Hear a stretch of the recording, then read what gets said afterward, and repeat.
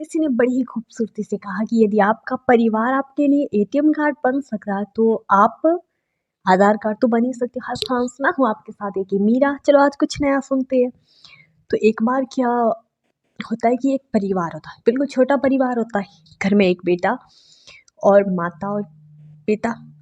तो माँ बाप तो हर किसी के चाहते हैं कि उनका बेटा अच्छी एजुकेशन प्राप्त करे, अच्छी मतलब जॉब प्राप्त करे, सेटल हो जाए, खुश रहे लाइफ में।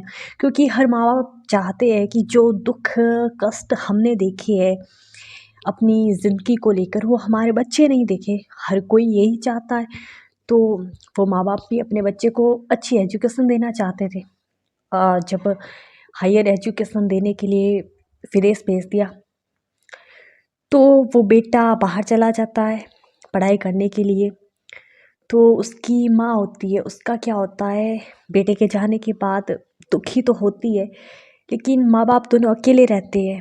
और थोड़े टाइम बाद माँ का देहांत हो जाता है। तो बेटा वापस आता है। जब माँ का देहांत होता है तो उसके पिता कहते हैं कि बेटा तुम वापस मत जाओ, मुझे है ना अकेले रहने की आदत नहीं, मैं तुम्हारे बिना रह नहीं पाऊँगा। आसपास वाले लोगों ने सलाह दी कि क्यों ना आप दूसरी शादी कर लो, क्योंकि आपकी पत्नी का तो मतलब एक्सीडेंट हुआ, एक्सीडेंट से मौत हुई है, आपकी उम्र बहुत कम है, अकेले कैसे कटेगी, मतलब पूरी लाइफ। बाकी बेटा तो बाहर पढ़ रहा है, तो क्यों ना आप दूसरी शादी करो। लेकिन वो व्यक्ति मना करते थे कि नहीं नहीं, मैं दूसरी शादी नहीं करूँ, क्योंकि मेरे पास मेरी पत्नी मेरे ऊपर बहुत बड़ा उपकार करके गई है, क्योंकि मेरे पास मेरा बेटा है।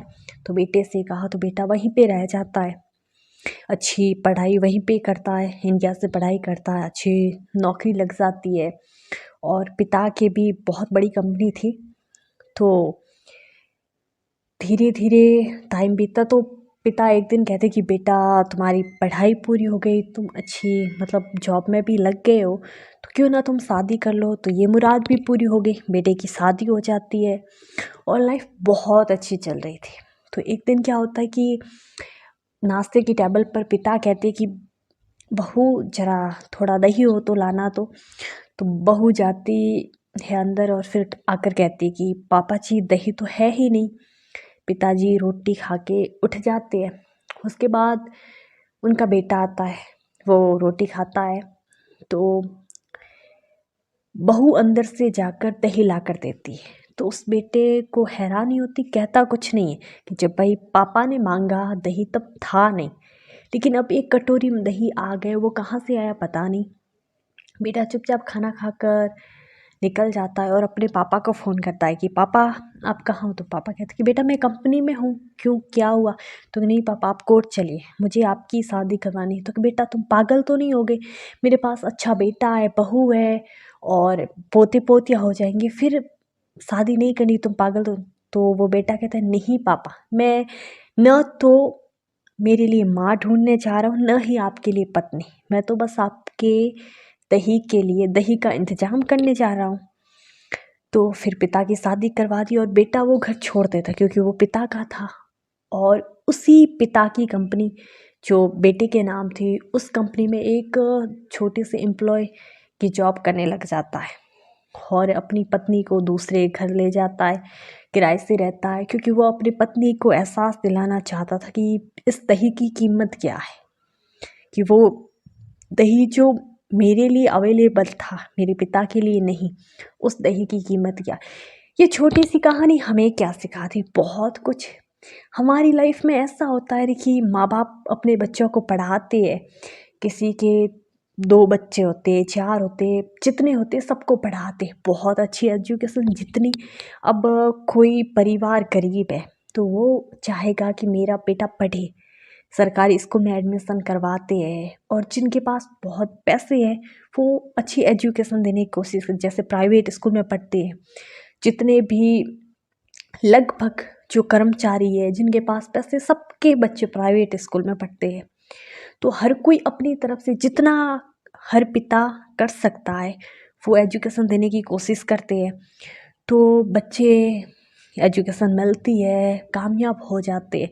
और हम बहुत सारे ऐसे उदाहरण सामने होते हैं कि कोई इकलौता बेटा होता है या फिर 1 या 2 बेटी बेटा बेटी होते हैं, वो बेटी की शादी कर देते और बेटा बाहर कहीं फॉरेन चला जाता है, वहीं पे शादी करके सेटल हो जाते और वो माँ बाप या तो वृद्धाश्रम चले जाते हैं या फिर वहीं अकेले रह जाते। मतलब ये होता है कि बचपन में है ना, हमें सबसे ज़्यादा ज़रूरत अपने मम्मी पापा की होती है कि हमें हर एक चीज़ के लिए उनकी ज़रूरत होती है, उनके बिना हम कुछ भी नहीं कर सकते। बिल्कुल वही उल्टा होता है, बुढ़ापे में सबसे ज़्यादा हमारे मम्मी पापा को हमारी ज़रूरत होती है, लेकिन हम उन्हें वो टाइम नहीं दे पाते कि इस दुनिया है ना इतनी बड़ी है, लेकिन इसमें हो सकता है हम किसी दूसरे देश में जाए, भाषाएं अलग है, पहनावा अलग है, रहने का तरीका अलग है, वो भाषा मतलब अपने विचार अलग तरीके से बताते, बट एक चीज़ सेम है, वो है प्रेम। हर चाहे किसी भी जगह कितनी ही तरीक़ों से शादी की जाए, कितनी ही रस्में निभाई जाए, कितने ही वचन हो, लेकिन एक चीज़ सेम होती है कि हर कोई अपनी शादी में प्रेम चाहता है। माँ बाप फॉरेन में अलग टाइप की शिक्षा होती, कुछ भी हो, लेकिन हर जगह कुछ ना कुछ सेम है। हम इंसान हैं तो इंसानियत हर एक जगह है। तो हर एक माँ बाप चाहते हैं कि उन्हें अपने बच्चे वो रिस्पेक्ट, वो आदर, थोड़ा टाइम दे। बाकी तो हम, यदि हमें अच्छी एजुकेशन मिलती है और हम जॉब करते, हमारे पास बहुत अच्छे पैसे आ रहे हैं, कमाते, तो हमारे माँ बाप अपनी ज़रूरत के लिए लगभग वो खुद पूरी कर देते हैं, क्योंकि जो माँ बाप हमें पाल सकते हैं वो खुद को तो पाल ही सकते हैं। लेकिन उन्हें हमारे पैसे नहीं चाहिए होते, हमारा टाइम चाहिए होता है कि हम उन्हें थोड़ा टाइम दें, थोड़ा पूछ के बात, कहीं कोई काम करे तो पूछ के, मतलब कुछ चीज़ें होती है जिनकी आवश्यकता होती है।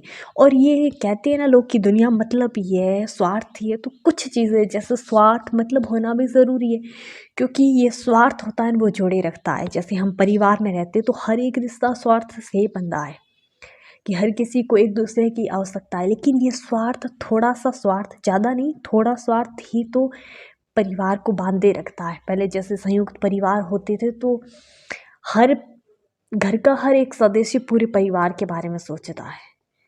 तो हमेशा आप जिस जगह पे हो, इसकी वजह आपका जिन्होंने दुख में साथ दिया, आप लाइफ में कितना ही बड़ा अचीवमेंट्स प्राप्त कर लो या फिर कोई इतनी बड़ी मंजिल जिसकी लोग कल्पना भी नहीं कर सकते, यदि कितनी भी बुलंद या ऊंचाई छू लो, लेकिन उन्हें कभी मत भूलना जिन्होंने आपका तकलीफ में साथ दिया। वो आपको जब जानते थे, जब आपको दुनिया में कोई भी नहीं जानता था, जैसे हमारे माँ बाप, परिवार, उनको कभी नहीं तकलीफ़ देनी चाहिए, ना उन्हें कभी छोड़ना चाहिए, क्योंकि उन्होंने तब साथ दिया जब दुनिया में हमारे साथ कोई खड़ा नहीं होता। इसलिए अपनों को टाइम दीजिए, और वो लोग बहुत खुशकिस्मत है जिनको अपनों का साथ नसीब होता है।